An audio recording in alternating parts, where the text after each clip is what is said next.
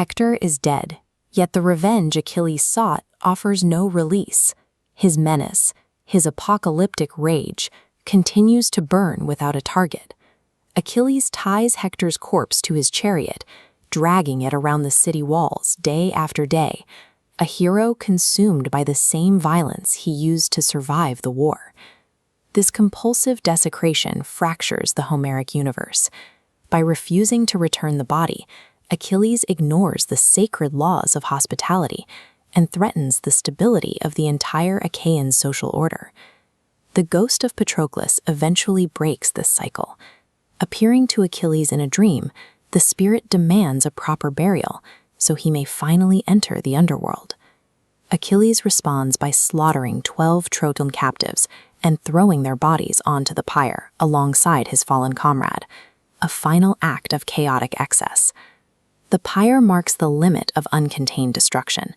The Greek community has reached a breaking point and must now find a way to step back from this state of total self-annihilation.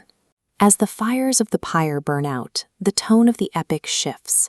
The uncontrolled slaughter of the battlefield gives way to a structured, seated assembly on the shores of Troy. Achilles establishes the funeral games as a calculated mechanism for societal healing. On the battlefield, conflict ends in death. Inside the games, that same force is channeled into contained, competitive loops. Chaos is systematically translated into ritual.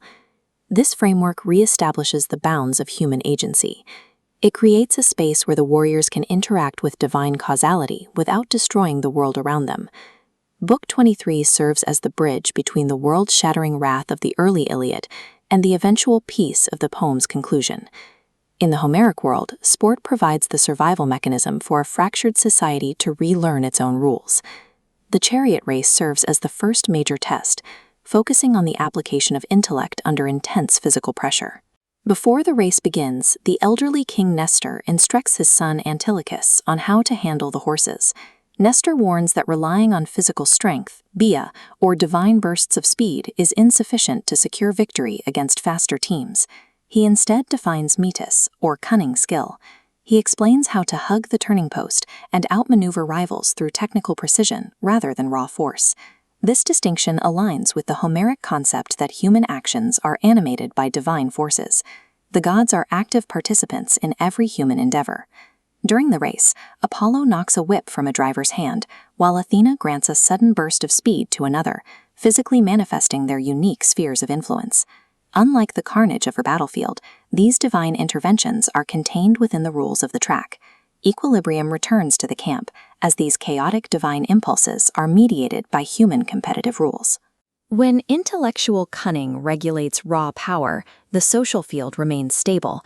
Stability is tested when a dispute erupts between Menelaus and Antilochus over a foul committed during the race. This argument mirrors the conflict between Agamemnon and Achilles in Book 1, which centered on the same themes of stolen glory and disputed prizes. In this 19th century translation, the text captures the escalating tension.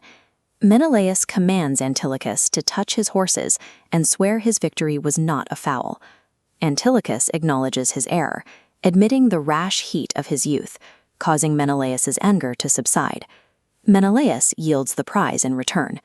The conflict resolves without the bloodshed or social collapse that characterized the start of the war. Achilles observes this entire exchange from the position of authority. He is no longer the wrathful outcast.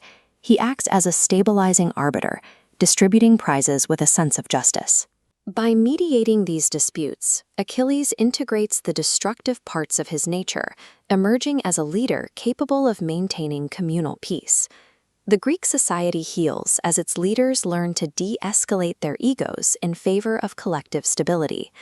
The physical manifestation of this balance appears in the wrestling match between Ajax and Odysseus. The text describes them locked together like two strong rafters, joined by a builder to withstand howling storms. Ajax represents pure force, unyielding and massive. Odysseus represents technique, countering every move with sinewy, dynamic cunning. Neither raw force nor dynamic cunning can secure a decisive takedown, resulting in an intense physical stalemate that leaves both men straining in the sand. Achilles intervenes before they can injure each other, stopping the match and awarding both men equal prizes. Through this intervention, Achilles demonstrates that social balance is maintained when raw power and intellect are held in a managed equilibrium. By the end of the games, the collective psyche of the Greek army has shifted. The spirited, aggressive energy of the warriors has been channeled away from mutual destruction and toward shared competition.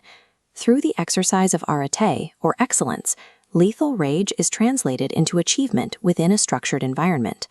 Establishing rules and honoring the gods through sport has repaired the fractured community.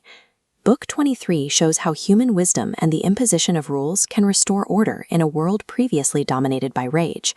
As the assembly disperses, Achilles remains in a state of restored humanity. He is no longer the monster presented at the start of the epic, but a man who has re-entered the social and moral world of his peers. This transition is the necessary step toward the poem's final act.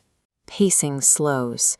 Achilles is now prepared to sit in his tent and perform an act of unthinkable grace with his greatest enemy. The triumph of the Iliad is the painstaking metaphysical restoration of empathy following total war.